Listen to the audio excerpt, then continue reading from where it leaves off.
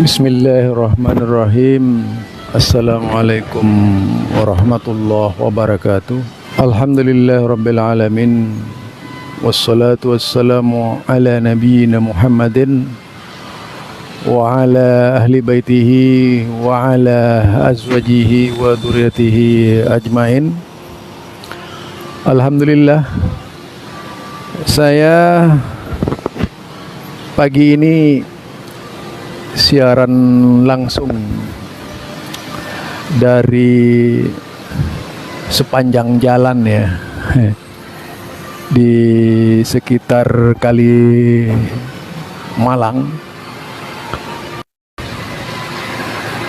Yang akan kita angkat pada kesempatan kali ini berkaitan dengan wawancara tertutup yang dilakukan oleh pimpinan Pusat Muhammadiyah kepada saya ya 2 hari yang lalu ya.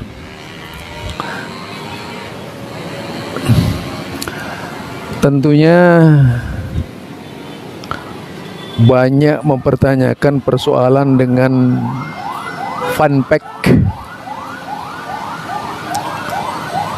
yang dikendalikan oleh saya.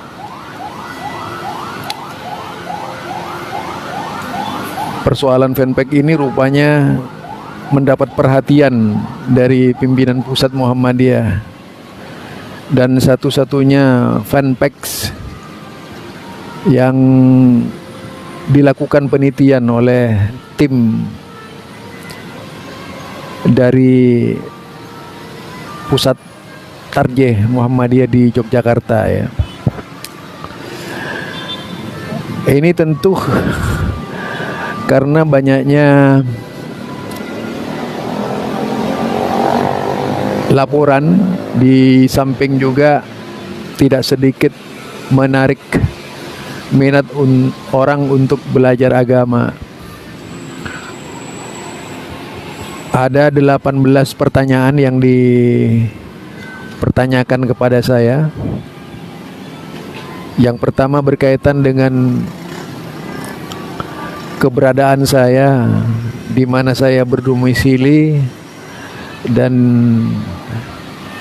langkah-langkah apa yang saya lakukan selama ini. Itu ya yang saya perhatikan. Jadi mereka membicarakan saya,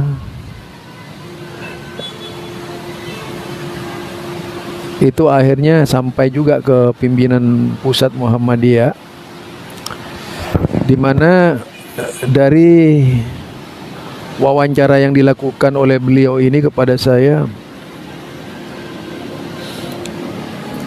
banyak bertanya berkaitan dengan aktivitas saya di fanpack. Beliau mempertanyakan saya, ya tentu saja karena beliau anak muda.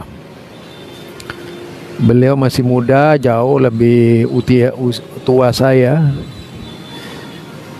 Sebagai ketua pengelola Tarjih pimpinan Pusat Muhammadiyah, beliau mempertanyakan semua apa yang saya lakukan, termasuk perannya di fanpack, juga pengaruh fanpack Syarah Himpunan Putusan Tarjih Muhammadiyah ya, yang mendapatkan sorotan khusus. Yang pertama berkaitan asal kelahiran saya. Yang kedua di mana saya berdomisili di Jakarta itu. Dan yang ketiga mempertanyakan hubungan saya dengan Buya Yunhar Ilyas.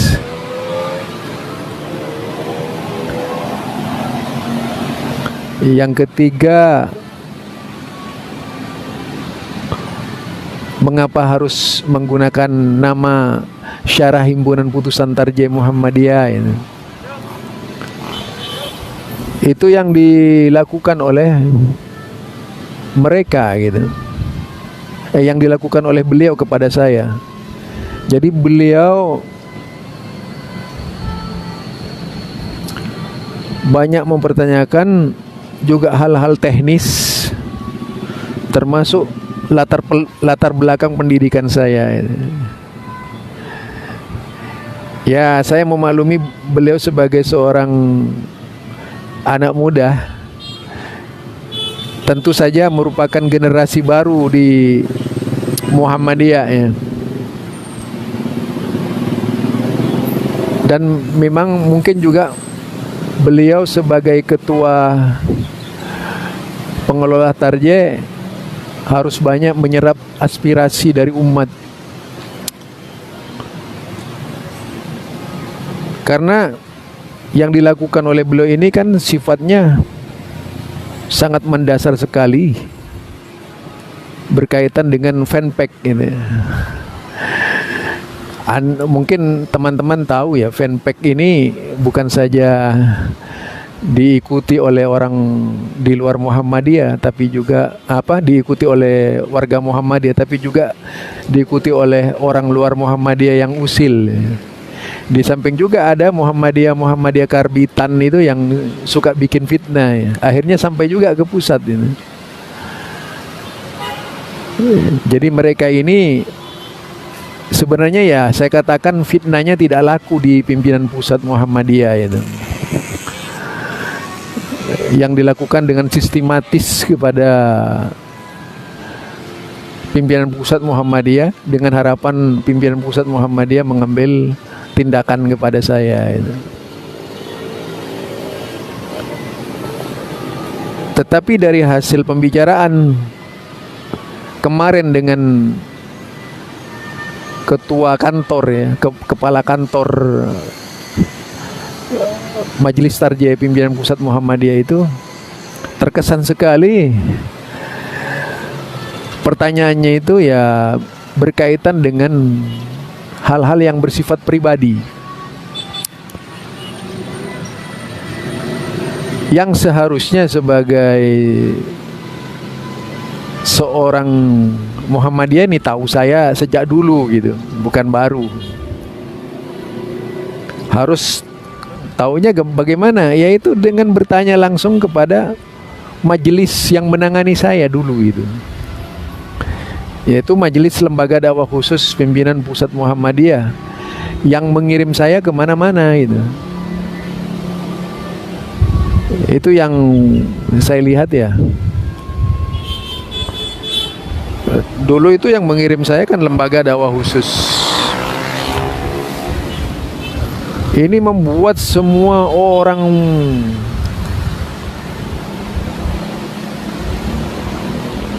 di luar Muhammadiyah sampai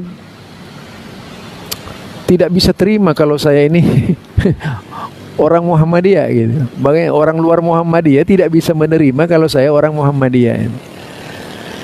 Sehingga dilakukan berbagai macam fitnah terhadap diri saya itu. Mereka menyebarkan dan mengirimkan ke pusat. Tapi alhamdulillah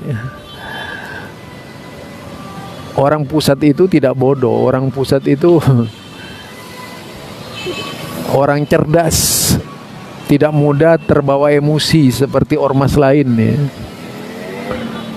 Ya, orang pimpinan pusat Muhammadiyah itu manusia-manusia yang memang dari sisi pendidikan dapat dikatakan unggulan ya, yang tidak mudah terkontaminasi oleh berita-berita miring yang dilakukan oleh orang-orang tertentu dari luar yang berusaha mencekal dakwah saya supaya tidak berdakwah di Facebook.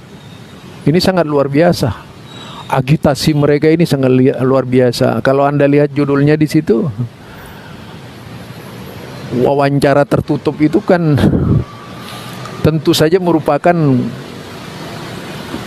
sebuah usaha mengetahui langkah-langkah saya di sebagai dai Muhammadiyah ini. Misalnya pertanyaan, mengapa penyampaian syarah Tarjih Muhammadiyah itu tidak dilakukan dengan menggunakan mekanisme yang sudah ada. Lalu saya mengatakan kepada beliau itu bahwa pentingnya dakwah Muhammadiyah ini memang tidak harus mekanisme.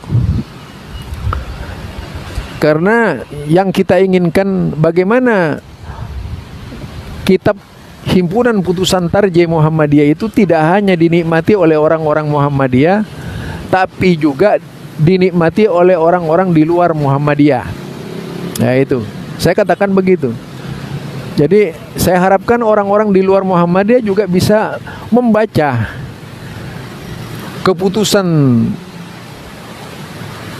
Tarjih Muhammadiyah itu sebagai yang menjadi tuntunan dan pedoman warga Muhammadiyah. Bukan hanya bersifat buku yang lokal, tetapi juga merupakan buku yang bisa dibaca oleh seluruh umat Islam tanpa terkecuali.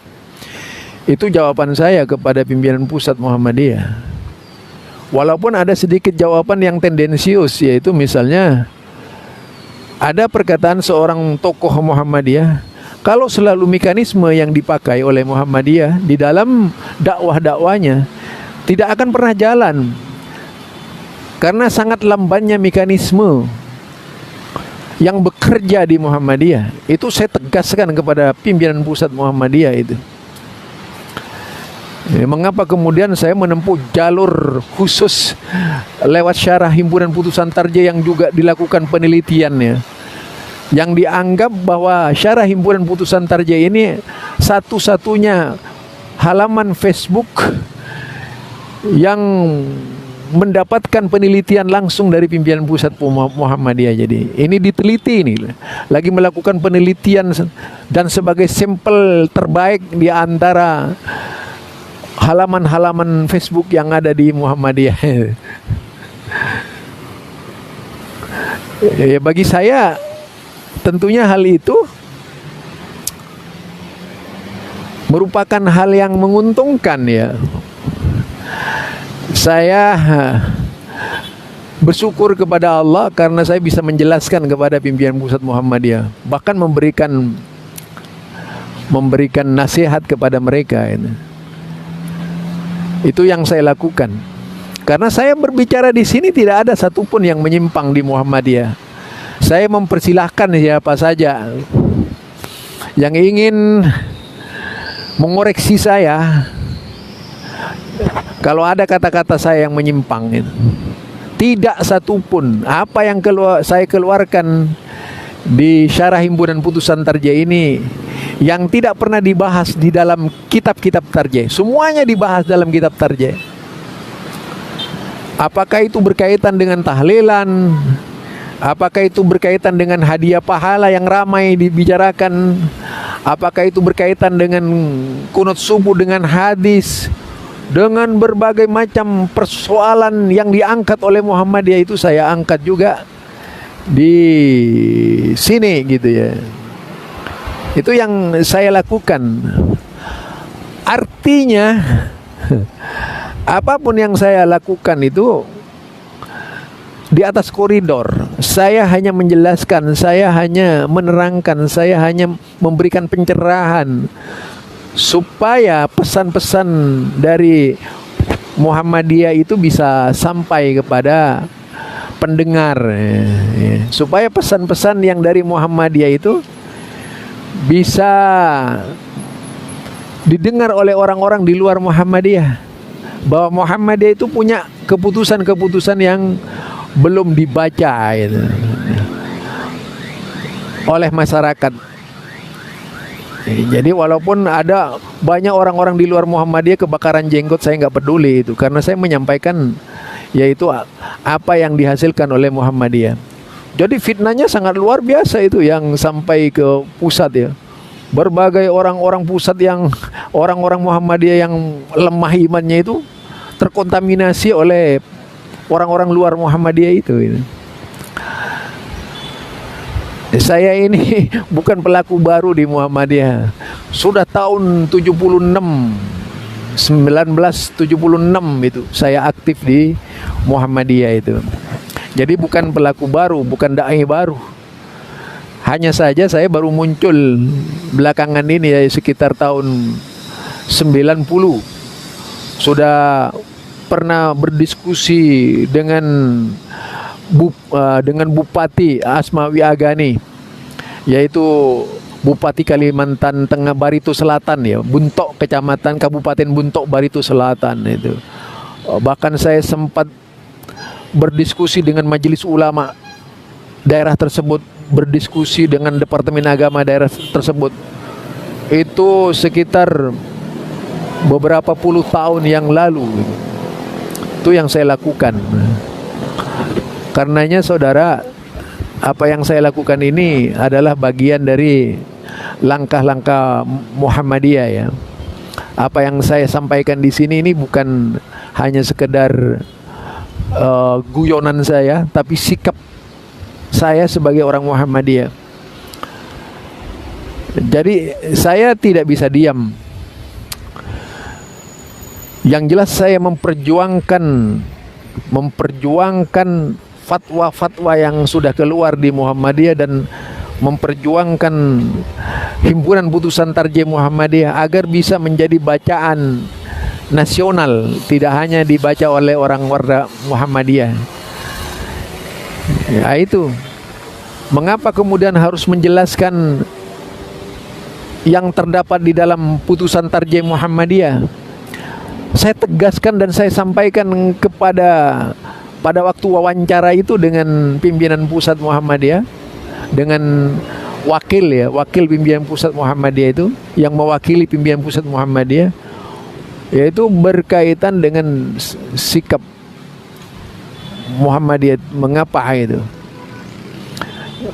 harus menyampaikan syarah tarjih? Mengapa fanpage saya harus diberi nama Syarah Himpunan Putusan Tarjih Muhammadiyah? Kenapa tidak pakai nama pribadi? Saya katakan di dalam di dalam Tarjih Muhammadiyah itu tidak ada Syarah Himpunan Putusan Tarjih Muhammadiyah. Jadi bukan merupakan lembaga. Apalagi ada nasihat dari Buya Yunhar dahulu kala itu agar saya mampu membuat syarah Tarjih Muhammadiyah. Dulu dari beliau itu adalah salah satu ketua di bawahnya. Kalau di Muhammadiyah kan ketua Muhammadiyah itu ada 13 orang gitu ya. Nah, di bawahnya di bawahnya Bapak Haidar Nasir itu adalah Buya Yunhar Ilyas. Lah beliau itu yang menasihati saya agar bisa membuat kitab buku syarah Tarjih Muhammadiyah, yang kelak kemudian saya jadikan nama dari Facebook ini gitu. Yang sebelumnya saya itu pernah mendirikan, yaitu membentuk grup yang namanya grup Tabligh dan Tarjih Institute. Nah, grup ini dulu ini sempat dapat protes dari pimpinan pusat Muhammadiyah itu, dari beberapa pimpinan pusat Muhammadiyah itu. Bahkan kemudian grup saya di WhatsApp itu ditulis di Sang Pencerah, sampai sekarang masih ada tulisannya. Ada yang tidak terima dengan gaya saya itu. Tapi kemudian saudara, beberapa tahun berlangsung, nama Tabligh Institute ini diambil oleh pimpinan pusat guna membangun gedung dakwah Muhammadiyah yang bernama Gedung Tabligh Institute. Nah, tuh. Jadi diam-diam mereka itu dapat inspirasi dari saya gitu. Sedangkan saya sendiri punya keinginan besar untuk mendirikan Tarjih dan Tabligh Institute itu. Tentunya dengan prodi nanti yang akan dilakukan secara seksama, bagaimana kemudian bisa menjadi sebuah wadah pendidikan khusus di dalam melahirkan ulama-ulama tarjih. Misalnya di bidang hadis, kajian-kajian hadis ini tidak hanya sekedar berkaitan dengan memahami hadis, tapi bagaimana seorang ulama tarjih itu dia paham ilmu hadis gitu. Ulama tarjih itu bisa memahami hadis dan menghafal hadis yang jumlahnya puluhan ribu itu gitu. Itu yang saya sampaikan kepada mereka. Dan ini menjadi ide saya di dalam mengembangkan dakwah Muhammadiyah ya. Jadi saya itu mendapatkan gugatan luar biasa. Terutama orang-orang luar Muhammadiyah ini kan menjadi marah kepada saya ya. Bertingkah seperti anak-anak ya dalam menanggapi saya itu. Karena apa? Mereka itu tidak punya kemampuan apa-apa untuk mengkanter pemahaman saya kecuali menghujat saya itu. Ada yang seperti itu. Demikian juga itu teman-teman yang berjiwa karbitan dari Muhammadiyah karbitan ya. Ada yang teman-teman saya itu yang karbitan, yang suka main lapor itu ya misalnya. Kalau saya perhatikan mereka ini sebenarnya tidak punya kemampuan untuk membantah dan menanggapi pembicaraan saya, sehingga melakukan fitnah-fitnah itu, termasuk mengirim ke pusat, disangkanya ditanggapi gitu. Nah saya tahu siapa di antaranya itu. Tapi kalau dilihat latar belakangnya, dia bukan orang Muhammadiyah, dia orang luar Muhammadiyah itu. Karena di Muhammadiyah ini juga ada berbagai macam oknum-oknum yang ingin merusak Muhammadiyah gitu.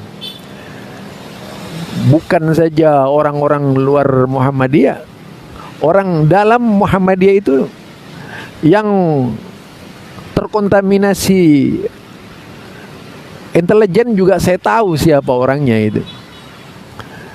Jadi di dalam hal ini saya berpikir sebagai seorang dai yang murni membicarakan masalah akidah, masalah ibadah. Tidak ada kaitannya saya dengan mereka gitu. Tidak ada kaitannya saya dengan mereka. Saya ini hanya ingin menyampaikan dakwah sesuai dengan pedoman yang ada di dalam buku Muhammadiyah, yaitu fatwa-fatwa tarjih Muhammadiyah yang ditulis oleh para ulama. Kemudian kemudian hasil keputusan tarjih Muhammadiyah itu yang saya jelaskan supaya bisa dimengerti oleh orang-orang yang ngaku Muhammadiyah itu tadi. Karena juga di Muhammadiyah itu banyak orang baru ya yang tidak mengerti Muhammadiyah, kemudian seolah-olah dia ngerti Muhammadiyah. Ada dulu juga kecolongan di Bogor itu. Saya kan katakan di Bogor dulu itu pernah kecolongan juga. Ada orang luar Muhammadiyah kemudian menjadi pengurus Muhammadiyah, yang sudah pasti dia membawa misi ke dalam gerakan dakwah Muhammadiyah. Ternyata dia juga masih pengurus aktif di luar organisasi Muhammadiyah, tapi kemudian menjadi sekretaris PDM di Bogor dulu itu. Jadi dia akibat ketidakhati-hatian. Kalau saya memperhatikan Muhammadiyah itu sudah sejak dahulu saya menjadi garda terdepan di Muhammadiyah. Sebelum ada isu-isu Salafi Wahabi, saya sudah paling depan berhadapan dengan orang-orang di luar Muhammadiyah itu dulu.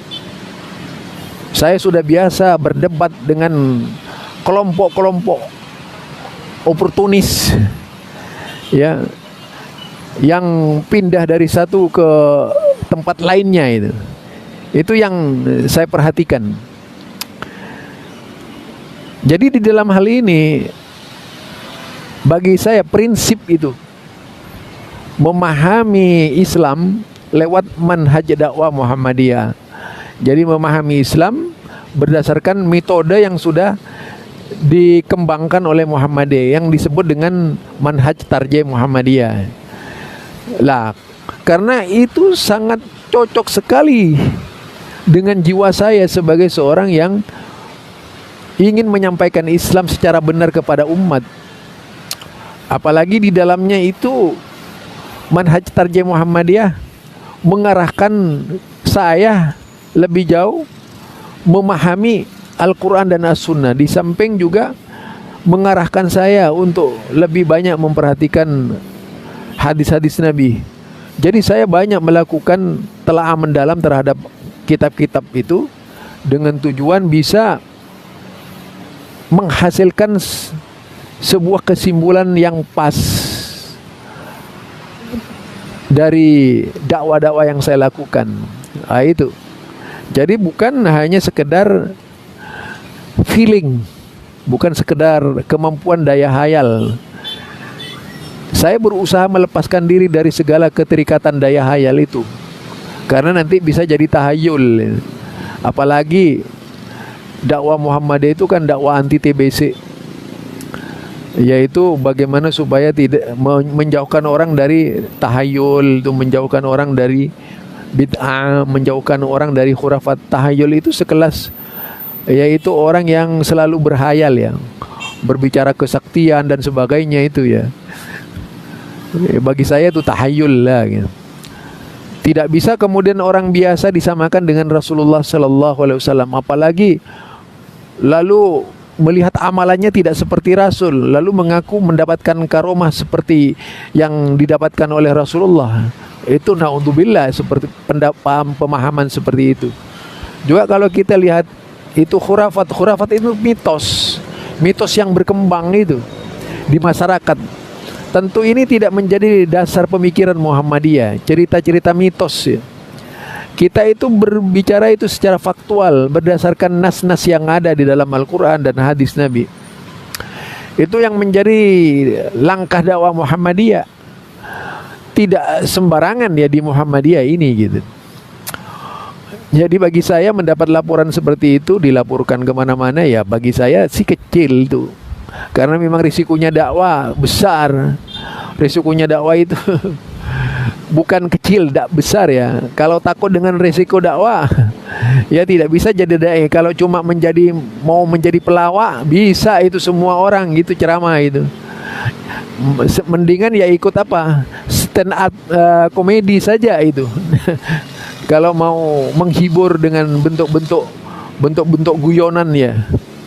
Bagi saya tidak seperti itu. Islam itu harus disampaikan dengan seutuhnya. Islam itu harus disampaikan dengan seutuhnya dan semurni-murninya, agar umat Islam bisa menikmati kemurnian agama yang sebenarnya yang datang dari Rasulullah Sallallahu Alaihi Wasallam.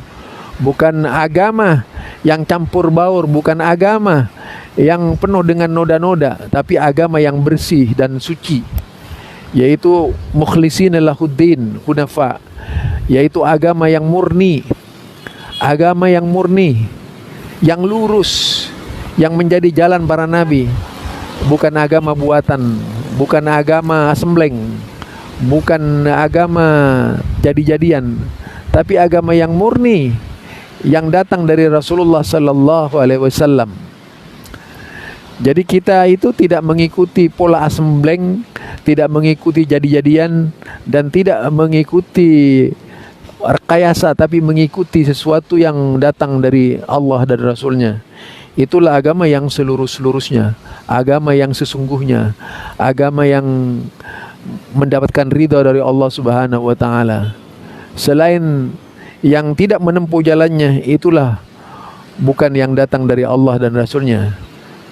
Selain yang melenceng dari ajaran agama, itu yang melanggar perintah Allah dan Rasulnya. Selain yang bukan dari Rasulnya, itu sudah pasti bukanlah ajaran Islam. Itu prinsip saya sebagai seorang mukmin. Dan mudah-mudahan ini menjadi tambahan pelajaran dan pendidikan kepada kita sekalian, sehingga kita bisa menikmati ajaran sesuai dengan yang diperintahkan oleh Allah dan Rasulnya, sesuai dengan Quran dan As-Sunnah, dan berjalan di atas siratal mustaqim. Barangkali ini saja dari saya. Subhanakallahumma wa bihamdika, asyhadu an la ilaha illa anta, astaghfiruka wa atubu ilaik. Assalamualaikum warahmatullahi wabarakatuh.